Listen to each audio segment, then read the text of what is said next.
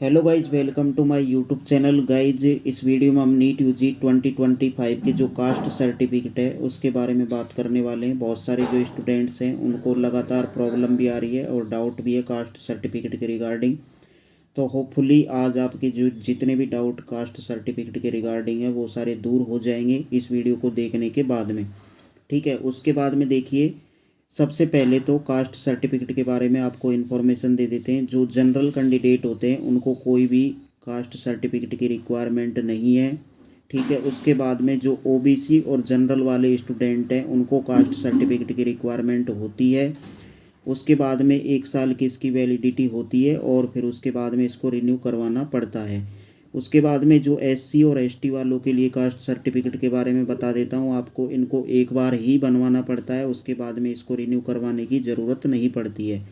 अब जो NEET UG 2025 का जो फॉर्म फिल हो रहा है उसमें आपको बता देते हैं, कुछ स्टूडेंट्स के पास कास्ट सर्टिफिकेट है बट वो अपडेट नहीं है, तो उसके बारे में मैं आपको अपडेट दे देता हूँ। आपको कुछ भी नहीं करना, सिंपली अपना फॉर्म है वो अप्लाई कर देना है। कास्ट सर्टिफिकेट पुराना जो सर्टिफिकेट है उसके साथ भी अप्लाई कर सकते हैं, कोई फॉर्म आपका रिजेक्ट नहीं होगा।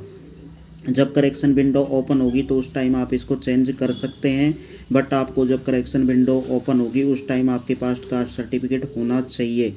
यदि आप इसमें ऑप्शन आपको मिलेगा यस या नो का, आपके पास कास्ट सर्टिफिकेट है या नहीं, तो उसमें आप नो भी फिल कर सकते हैं और अपनी जो डिटेल्स है उसको फिल कर सकते हैं। यानी कि डिटेल्स किस तरीके से फिल करनी है, जो अप्लाइड एंड एवेटिंग का ऑप्शन वहाँ पर आ रहा है ना, उसमें आपको आपकी जो डिटेल्स है, रिसिप्ट जो आपको मिलती है कास्ट सर्टिफिकेट जब आप बनवाने जाएंगे मित्र पर, तो आप फॉर्म में अप्लाई करेंगे तो वहाँ पर आपको रिसिप्ट मिलेगी। उस रिसिप्ट की डिटेल्स जो है नीट यूजी 2025 के एप्लीकेशन फॉर्म में आपको फिल कर देनी है। सिंपली कुछ नहीं करना। जो रिन्यू करवा रहे हैं या दूसरा बनवा रहे हैं उनके लिए बता रहा हूँ, अदरवाइज आप पुराना भी लगा सकते हैं, कोई प्रॉब्लम आपको नहीं आएगी, फॉर्म आपका रिजेक्ट नहीं होगा। काउंसलिंग के टाइम पर ये सारी चीज़ें रिक्वायरमेंट होती है कास्ट सर्टिफिकेट की, ये ओनली आपको डिटेल्स फिल करवाई जा रही है। ऐसा कुछ भी नहीं है कि आपका फॉर्म रिजेक्ट होगा। बट इसमें एक क्वेश्चन आ जाता है यहाँ पर, आप जब कास्ट सर्टिफिकेट सबमिट कर रहे हैं तो 2 तरीके से होता है, एक स्टेट का होता है और एक सेंट्रल का होता है। तो जो भी कैटेगरी, जैसे कि आप ओबीसी एनसीएल के अंदर आते हैं, ओबीसी एनसीएल यदि सेंट्रल की लिस्ट में आप आते हैं तो आपको कोई प्रॉब्लम नहीं आने वाली। बट यदि आप ओबीसी एनसीएल के अंदर नहीं आते हैं तो आपका जो स्टेट का है वो वैलिड नहीं है। इसी तरीके से जो है एससी एसटी वालों के लिए होने वाला है, इसी तरीके से ईडब्ल्यूएस वालों के लिए होने वाला है। यदि आप सेंट्रल लिस्ट में आपकी आती है तो आपको कोई प्रॉब्लम नहीं है, स्टेट का वैलिड है, अदरवाइज उसमें वैलिड नहीं है। बट फॉर्म रिजेक्ट आपका फिर भी नहीं होगा, है ना, वो आप अप्लाई कर दीजिए।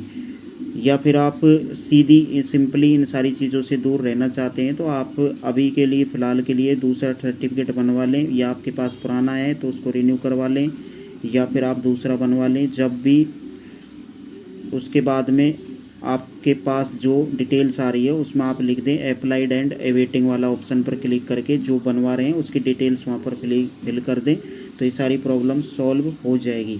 तो ये बताना था स्टेट और सेंट्रल के बारे में। यदि आपकी जो है कैटेगरी आती है सेंट्रल के अंदर तो कोई प्रॉब्लम नहीं है, बट सेंट्रल के अंदर नहीं आती है तो आपका जो स्टेट वाला है वो वैलिड नहीं है, बट आप अप्लाई कर सकते हैं फिर भी, है ना, ऐसा कुछ भी नहीं है।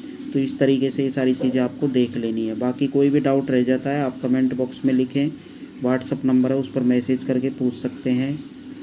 और फॉर्म किसी भी कंडीशन में आपका रिजेक्ट नहीं होगा, आप डिटेल सही फिल करेंगे तो फॉर्म रिजेक्ट नहीं होगा, है ना। ये सारी चीज़ें हो जाती है मैंने समय के साथ में। आपको किस तरीके से चेक करना है सेंट्रल के अंदर आप आते हैं नहीं आते हैं, तो उसके लिए आपको सीधा लिखना है, जो भी कैटेगरी है आपकी उसका लिखना है। ओबीसी, जैसे ओबीसी में आते हैं तो ओबीसी सेंट्रल लिस्ट, वहाँ पर आपको पीडीएफ मिल जाएगी, उस पीडीएफ में आप चेक कर सकते हैं आप आते हैं या नहीं आते हैं उसके अंदर, है ना। तो ये वीडियो आपको थोड़ा कुछ समझ में आया होगा, बाकी नहीं भी आया तो आप पूछ लेना पर्सनली, है ना। Thanks for watch this video.